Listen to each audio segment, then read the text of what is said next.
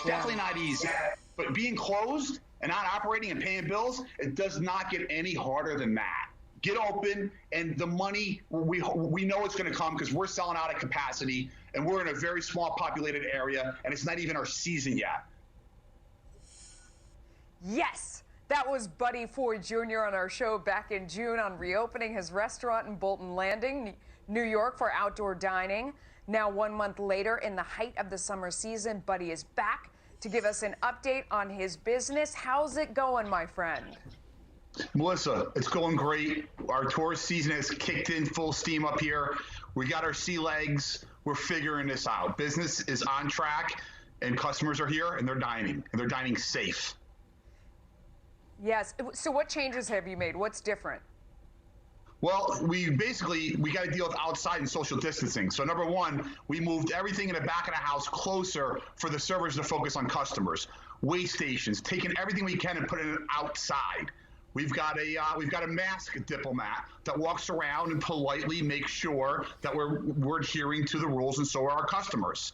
And we're still dealing with some challenges, but what's different is we're doing a lot more business than we thought we would, and we're really focusing on our curbside, online ordering, and we created an at-home service, Chateau at Home, for customers who just can't get here but still want an at-home experience for fine dining. So my husband and I were walking around our neighborhood last night, and he said to me, my goodness, the Upper East Side is rockin', which is not something I think anyone would ever normally say. The Upper East Side, for people who don't know New York, does not really rock. But there are so many people out, and what's fascinating to me is we looked at restaurants where we like to dine, and we counted the number of tables that they had outside on the sidewalk and then out into the street, and they had the barricades around them and stuff. And it was more tables than they're able to put inside. And it struck us that for those who have worked really hard and have carved out the space and have figured it out, I think they're doing better business than they were doing last summer by virtue of the fact people are desperate.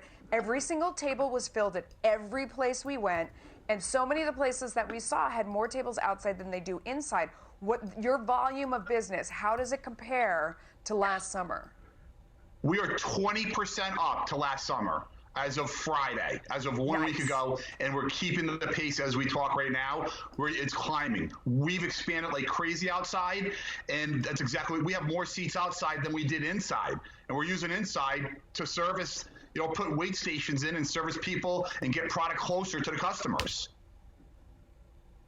I'm looking at a beautiful picture right now, and one of the big things that happened here in New York is there's an investment in getting that going, obviously. I mean, you have to decide, are you going to pay the additional insurance for having people in New York, like kind of out in the street, because there's danger to that. You have to put in some ramps on the curbs. You have to decide, are you going to invest in umbrellas and things for overhead in case it starts raining? There were restaurants here that initially didn't make the investment because they thought when phase 3 happened, they were going to be able to open up inside. Now that we're in this waiting pattern, they've gone ahead and made a lot of the investment. As somebody who's been successful, what advice would you give to other businesses of any type about how do you decide to make that investment if you think maybe it's going to be temporary, you don't really know how the rules are changing? How do you decide what to spend money on?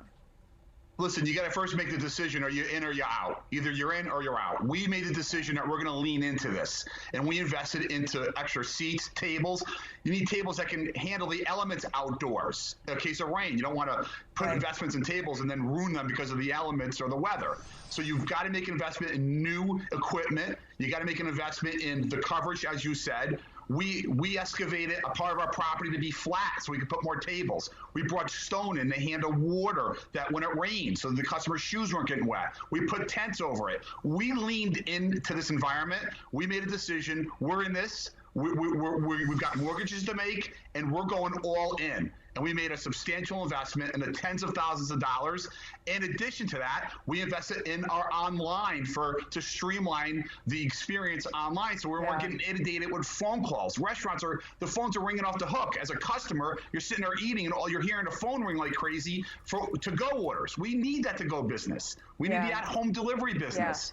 And the bottom line is we pivoted it, and we leaned into it, and we invested. Buddy, you're an inspiration. Thanks for coming on. I hope you'll come back. I know we were looking last night, customers, they understand the elements more. We're more willing to get our feet a little wet and all this kind of stuff. We understand. We want to do it. Anyway, congratulations to you.